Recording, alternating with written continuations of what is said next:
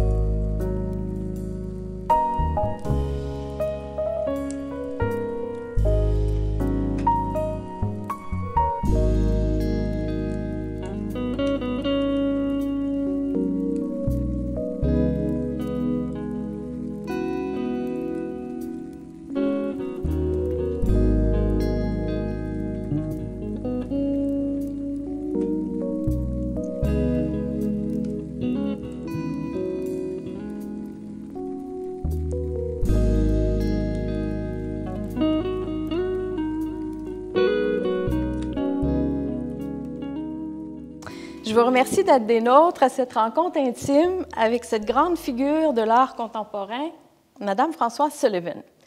Une rencontre intime puisque la plupart des pièces présentées dans cette exposition sont inédites. Vous êtes donc conviés à découvrir Françoise Sullivan, fragment d'une vie d'artiste. Alors, voilà, depuis 2020, les archives personnelles de Françoise Sullivan font l'objet d'un prêt au Centre d'archives régional de Charlevoix pour une durée de 10 ans, donc jusqu'en 2030. Depuis 5 ans, un traitement archivistique a été fait afin d'inventorier et de protéger les documents. Bonjour. Le fonds est divisé en 13 grandes séries. On y retrouve de nombreuses photographies, de la correspondance, des écrits personnels, une quantité considérable d'écrits sur l'art, des carnets de voyage, des œuvres d'art, des revues de presse, des journaux, des documents audiovisuels, beaucoup de renseignements sur la période automatiste, et j'en passe. Comme notre rôle est de préserver les documents et de les faire connaître, nous ne pouvions passer à côté de cette exposition qui présente des fragments de sa vie d'artiste pluridisciplinaire. Alors, je vais vous présenter une brève biographie qui est complémentaire à celle que vous pouvez trouver que vous trouverez dans la présentation de l'exposition. Alors, aujourd'hui, à 102 ans, Françoise Sullivan a un parcours que l'on pourrait qualifier d'exceptionnel, car elle n'a cessé de poursuivre sa recherche artistique jusqu'à aujourd'hui, puisqu'elle peint toujours. Françoise Sullivan s'est adonnée à la danse, à la sculpture, aux arts performatifs et conceptuels, ainsi qu'à la peinture. La peinture l'accompagnera toute sa vie, et ce, dès son entrée à l'École des beaux-arts en 1940. On pourrait dire qu'elle est habitée par la peinture, mais que sa curiosité l'a amenée à explorer d'autres formes d'art pour revenir ultimement à la peinture. Sullivan aura été d'avant-garde à plusieurs égards. En guise d'exemple, elle fait partie de la bande des automatistes dès ses débuts.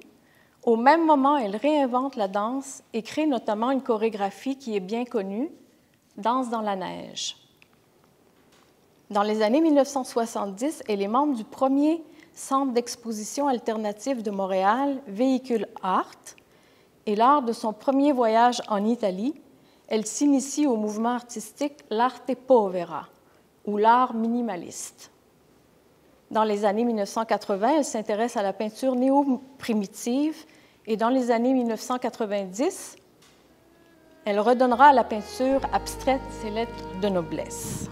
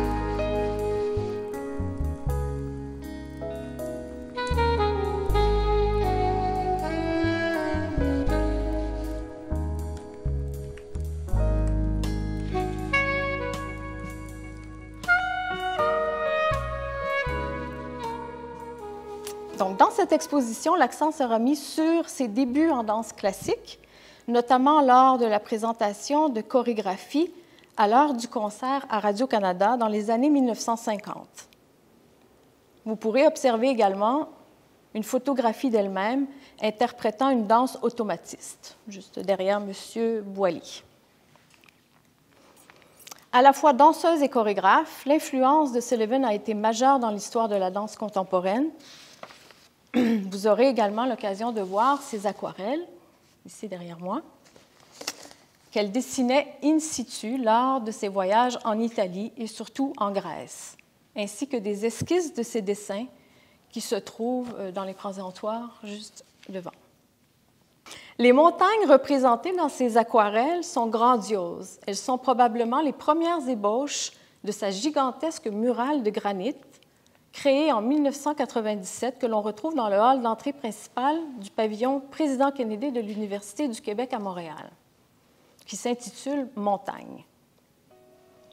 Donc, François Sullivan aura 102 ans en juin prochain lors de son passage dans Charlevoix pour l'inauguration au domaine Forget d'une de ses sculptures d'acier réalisées dans les années 1960.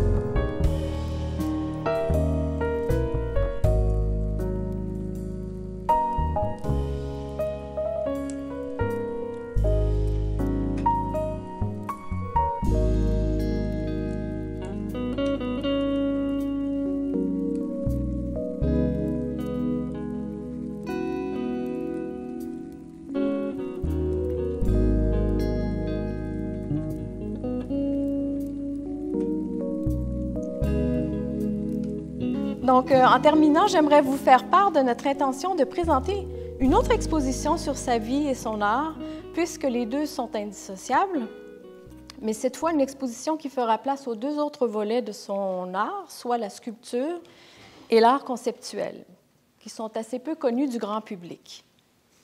Au fil des ans, le CARC a acquis de nombreux fonds d'artistes que nous aimerions également mettre en valeur.